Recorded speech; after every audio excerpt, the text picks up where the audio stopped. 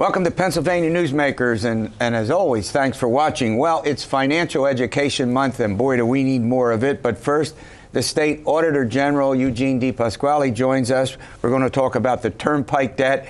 How about a statute of limitation on sexual assaults? I could go through a bunch of other subjects, but I won't. Let's get to it.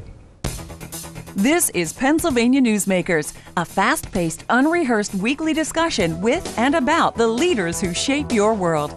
And now, here's your host, Terry Madonna. Well, we have a variety of subjects to talk with the Auditor General about. He's Eugene DePasquale. He's from York, Pennsylvania. We often joke I'm from Lancaster. We have that little river in between, don't we? We always have fun chatting about that, but two great counties. All right, Mr. Auditor General, how many different ways can you say 11.8, and I'm going to say this, billion in debt, and the Turnpike, can it sustain itself? Is it really on a path to ruin, and what does that mean? Yeah, so the short answer is it's in deep trouble. The tolls continue to go up, ridership is going to go down, and the legislature has to intervene to stop. But basically is causing this is they don't have new revenue, and they have to give about $500 million a year to PennDOT. That's got to end, and it's got to end fast. Yeah. Well, here's the situation. You were in this legislature. You were in the State House. You pass a bill, and you say you're going to do A, and then okay, you got A, and A brings in money. Well, let's take A's money and move it over to B, which was never the intention. That's right. The same with the gasoline tax and the whole business about roads and bridges, and that gets siphoned off to the state police. It's not that we don't want the state police to be funded. That's right. And just as you point out, the issue of taking money that should stay with the Turnpike and it goes to PennDOT, the Pennsylvania Department of Transportation, and there's nothing wrong with funding PennDOT. That's my point. Yeah, so there's really two parts about this. One is when the federal government said, right or wrong, agree or disagree, no tolling of Interstate 80. That should have immediately changed the Act 44 law. That's what, that federal government decision had a huge impact on the Turnpike, and the legislature's lack of action in the last 10 years as a result of that is a mistake. Now going forward, I think, look, you can't change the past here. So the legislature should stop, and the governor should sign a bill that basically says that $450 million doesn't have to go from the Turnpike to PennDOT anymore. And I get that funding public transportation is important. I support that as well. But there's got to be a different funding mechanism because the Turnpike can't do it. You make a great point. And there's basically two ways to get from eastern Pennsylvania to western Pennsylvania and vice versa. That's Route 80 along the northern tier, and the Turnpike along the southern, virtually the southern. Am I right or wrong? How do we get around? And I do think the federal government would have allowed the tolling of 80, at least when you see what the Obama administration, even the Trump administration have said on this, if the money had just stayed on 80. I think they would have allowed tolling on 80, similar to tolling on 76, if the money stays on that toll road. But when you divert it to other projects, I think that's where the federal government said no way. All right, new subject. Here's what you write in a report, and I'm gonna read this. On average, firearms violence in Pennsylvania results in 4 funerals each and every day. Yeah. That is absolutely stunning. 2/3 of all firearm deaths in Pennsylvania are the result of suicide. Now, how many people would realize that? Well, and again, every time you see a mass shooting, it's a tragedy, and the country rallies around that, and understandably so, and it's horrific. But every day there are people committing suicides, and it happens tragically below the radar screen. People that need help, whether it's a vet that didn't get the right type of help when they came back, or somebody that lost a job that feels a lot of it mental illness. Mental illness, or they lost a job, they got addicted to painkillers, and then they feel that there's no hope. There's a whole host of reasons why that happens, and one of the things that we're stressing is we've got to find a better way to connect people to mental health support, so we can cut down on that number. Now, there's something called extreme risk protection order. What's that? Basically, if a family member or law enforcement feels that someone is in danger of taking their own life, you can temporarily take away their access to firearms. Again, temporarily, and they'd have certain due process rights to try to make sure that they don't have access to firearms while they are in danger of committing suicide. Again, I believe that's common sense. It's bipartisan legislation. But this is, when it comes to suicide, it's that it's that hair trigger decision. Right. And if you take away the ability for someone to do it quickly and you can get them the help, the idea is that we eventually can try to get them onto a path to recovery. All right, quickly before we run to a break, you've talked about the mental health aspect of it, but you also say that the folks who are licensed to sell firearms should look out for what you call red flags. Yeah, so we don't want to put them in a liability position. We want to get them the proper training. So the state police has a training program where they can, and even firearm dealers that have gone through this said it's very helpful, where they get trained to look for those red flags. Again, where they can, it would be voluntary, and then they can choose not to sell the weapon to this person that they have flagged. All right, well, we have a very important topic that's right now before the Pennsylvania legislature, the statute of limitations for sexual assaults. It's a big deal. It's before the legislature. We'll see where it all goes, and the Auditor General will help explain to us what it's all about. This broadcast of Pennsylvania Newsmakers is presented by the Pennsylvania Chamber of Business and Industry, the statewide voice of business, and by the Pennsylvania State Education Association and Partners for Public Education, bringing the power of a great education to our schools, our students, and our communities.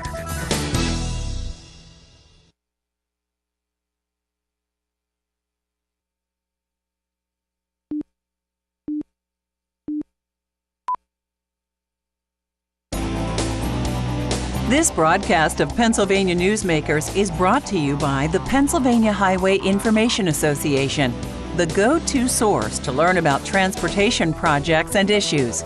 Please visit pahighwayinfo.org. And by the Pennsylvania Manufacturers Association. Business in Pennsylvania is our business. I'm chatting with the Auditor General of the state, Eugene DePasquale. All right, Mr. Auditor General, let's talk about, there's a big debate right now, and it looks like the legislature is going to do something, the statute of limitations for sexual abuse. Whether that should be extended. Right now, there's a limit. I think if you get to 30 years of age, then you're done. If you were sexually assaulted, you can't file a criminal suit, you can't file a civil suit. And also, whether it should apply retroactively to people who have expired. So what's your thinking about that? To me, I think we've got to, especially with how long the statute of limitations have been in place, if we're going to have a retroactive, I understand some people's concern about not having it be never ending, but I do think there should be an open window for at least a year or two for people to retroactively pursue those cases, to look out for the victims. Moving forward, I do believe that we've got to get rid of the statute of limitations. That's been my position for a long time, well before I was Auditor General. When it's one of the few violent crimes that we basically put this window on, and I think it's unacceptable. Well, it also ruins, the folks who are assaulted at a young age. I mean, it literally can ruin your whole life. You can live with that and go ahead. Yeah, the horror stories that you hear from individuals that have gone through this, traumatic. And for some people say, well, why not have a statute of limitations? For some of them, it takes decades of counseling just to be able to come forward and talk about what happened. Yeah. And I mean, and it's a complex problem because we're talking about, in some cases, things that occurred decades ago. So, how do you prove beyond a reasonable doubt? And the people charged have a right to defend themselves. Absolutely. Go ahead. Yeah, so there's two parts about that. One is proving a case criminally, we know is different than a civil case. And if they can't prove it, then the person, beyond a reasonable doubt, the person shouldn't go behind bars. Having said that, that doesn't mean someone shouldn't have their day in court to try to at least prove the case. Because and I get it, sometimes these can be tough cases when someone's 10 years old, now they're in their 30s and 40s. Sure. But in the same token, if you listen to these victims, sometimes the people that do this to them are usually in positions of authority, and there's a great fear to even bring the case forward. It's only now that people are even feeling comfortable talking about this. Yeah, no, you're exactly right. And it now looks like, as we tape this program for airing around the state, the legislature is moving forward expeditiously, and it looks like it's likely to happen. All right, before I let you go, if there's one thing I hear a lot about, it's the spiraling price for prescription drugs. I mean, and even physicians that I know complain about it. about, they have to prescribe these to keep us all healthy and alive. Absolutely. Is there nothing that can be done about this? There is. There's actually a legislative package. It's a result of my investigation on this. We, from 2012 to 2017, increased who we pay the middle people on pharmacy, called pharmacy benefit managers, from $1 billion to $3 billion in a 5-year period. Now, hold on. Yeah. I got to get this straight. So you have the people who make the drugs. That's right. And then the people when we go in and hand them the and they say, here, they give you the drug. There's a middle person in there? Yes, called pharmacy benefit managers that probably 97% of the American public has no idea exists. Although I'm in that percentage. And let me tell you something. The state taxpayers, and by the way, I cannot audit this money right now the way the law is drafted, went from $1 billion that they got, pharmacy benefit managers, to just under $3 billion from 2012 to 2017 with no accountability. My investigation helped uncover that. There's now a bipartisan legislative package moving through the House to at least give us some transparency and accountability on that money so that we can crack down on that and hold the line on prescription drug prices. Is this a state problem or a national problem? It's a national problem. In fact, recently there was even congressional hearings on this. This is something that myself and other state auditors across the country have been unearthing. And by the way, if you just look at these pharmacy benefit managers, they are the highest increase over the last 4 or 5 years in the stock index funds because they literally have no risk. They're making money with no risk. Wow. All right, before I let you go, what's the prospects that it will pass? Very good in the House. The legislative package, very good in the House. Understanding that they passed it in the House the last term as well, went nowhere in the Senate, so we're going to have a lot of work to do to get through the Senate. And is the proposal in the House bipartisan? Yes. So it doesn't break down? No, in fact, I had hearings all over the state. I had Republican and Democratic members of the legislature standing shoulder to shoulder with me on this issue. All right. Well, look, I want to thank you for coming in. I mean, you're always welcome with these audits that you do. They're very important. You play a very important role. Your office, obviously you're the current one, has always been, I think, extraordinarily relevant in our state to make sure you're keeping everybody's feet to the how should I say, grounded. Grounded. Grounded. You like that, yeah. All right. It's Financial Education Month. The folks from the Pennsylvania Credit Union Association, they're here. They're going to help us understand what that all means, and we'll do that after these words. This broadcast of Pennsylvania Newsmakers is brought to you by the Pennsylvania Credit Union Association. Pennsylvania Credit Unions, where people are worth more than money. To find a credit union that is right for you, check out ibelong.org. And by the Energy Association of Pennsylvania, Pennsylvania's energy information source.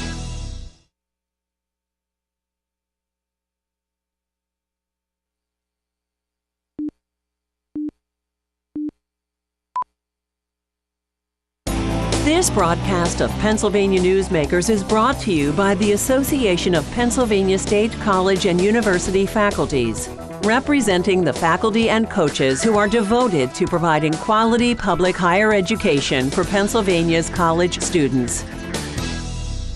Well, as I indicated before, April's Financial Education Month, and we have the folks from the Pennsylvania Credit Union Association. They come on frequently to provide what we consider to be very important financial literacy updates. Given what's going on in our society today, it's hard to find something else in terms of policy that's more, or how about this, in your personal lives, do I got that right? That could be more important than financial literacy.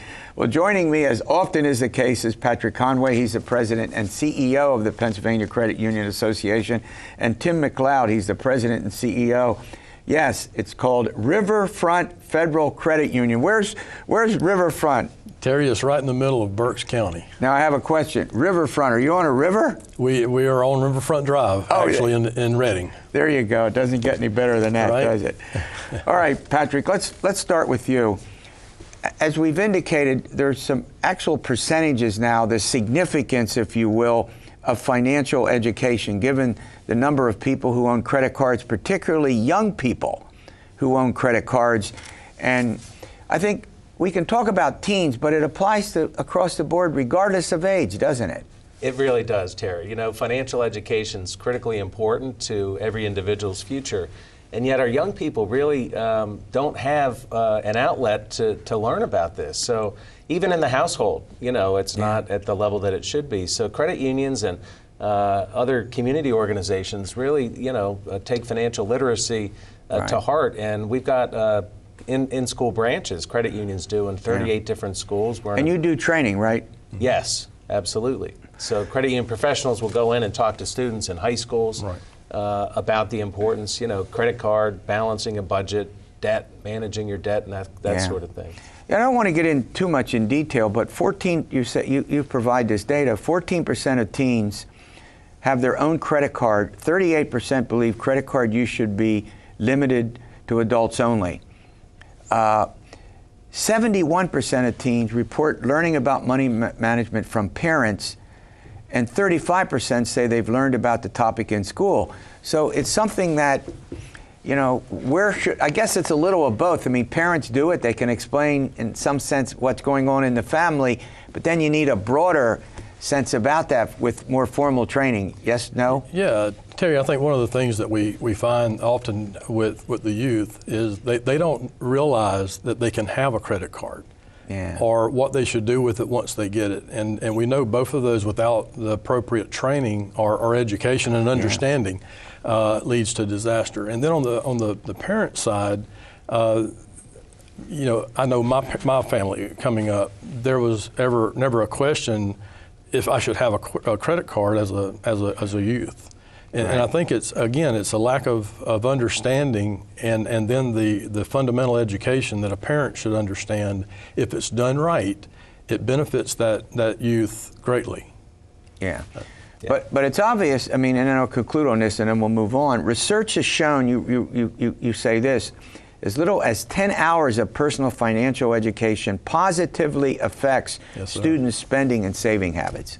That's right. Even a little bit gets students thinking about it, and I think they're more open to learning about the importance of financial literacy. And, whether it's at the home or in the school, some schools offer financial literacy and many don't. Yeah. And those that do, some are better at doing it than others. All right, I'm going to run to a break. When we come back, I want to go to you and say, okay, what do you do? Sure. What kind of training do you provide? What role do you play, and why is that important? And we'll do that after this break. This broadcast of Pennsylvania Newsmakers is brought to you by the Pennsylvania Medical Society. Inspired physicians committed to the good health of Pennsylvanians and the advancement of the practice of medicine. And by the Pennsylvania Healthcare Association, the future of long-term care.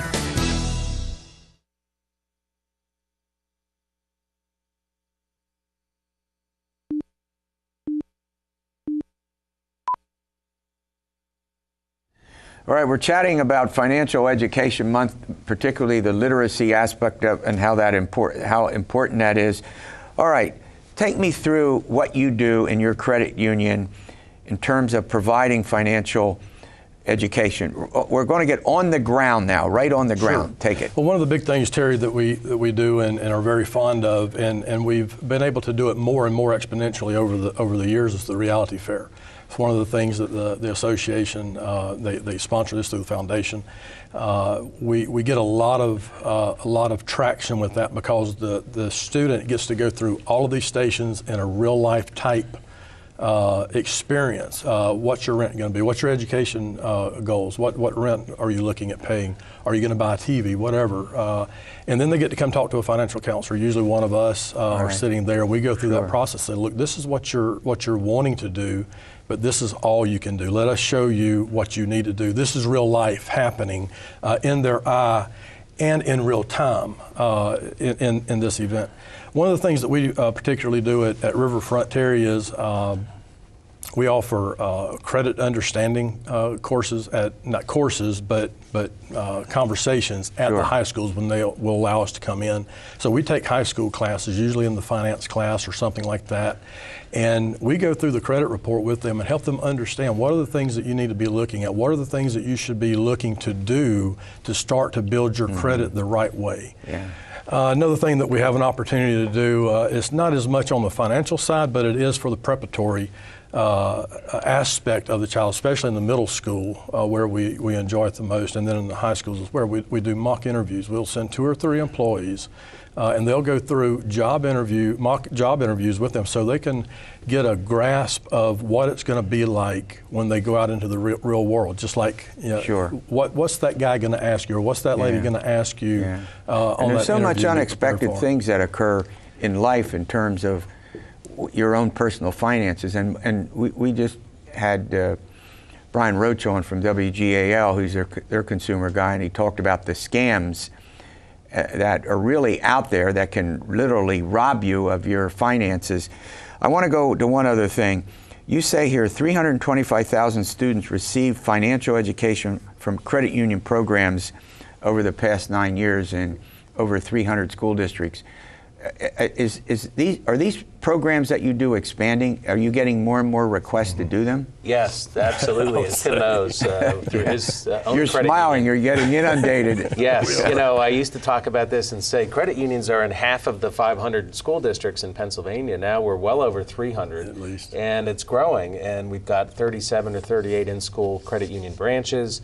More educational programming is taking place. The financial literacy fairs that Tim talked about are really a fun way for kids to learn in that real life environment. It is. So it's really taken off, and it's important to credit unions because financial education is part of the way they help their members, and so they're passionate about it. But the whole point is you have to start young. I mean, when you get into middle age, it's difficult to change these habits. And the other thing that you all have done, and it's something that we all need to be acutely aware of, is saving.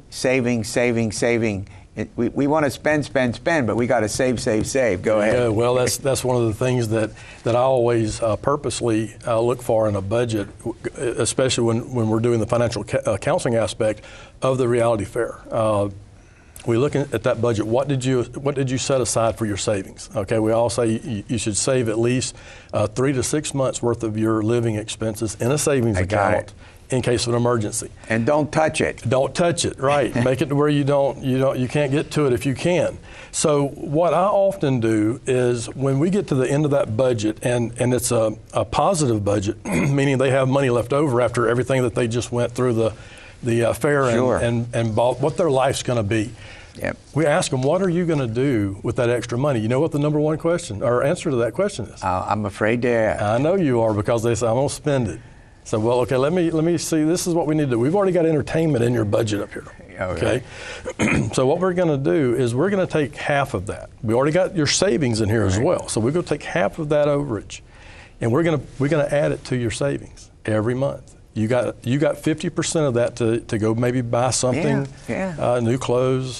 Some of them got big budgets for clothes and shoes. I've never seen this before in my life coming from a 16, 17. And you really have to be disciplined. I mean, discipline. We got 30 seconds. Go ahead. You really got to be disciplined. You really do. I mean, it's not easy to save until you get into that routine. So the earlier that you start as a youth, the better practice you're going to have moving forward. All right, well, thanks for coming in. I think this is important, particularly emphasizing the youth. All right, we'll see you next week for another edition of Pennsylvania Newsmakers, and as always, you stay well.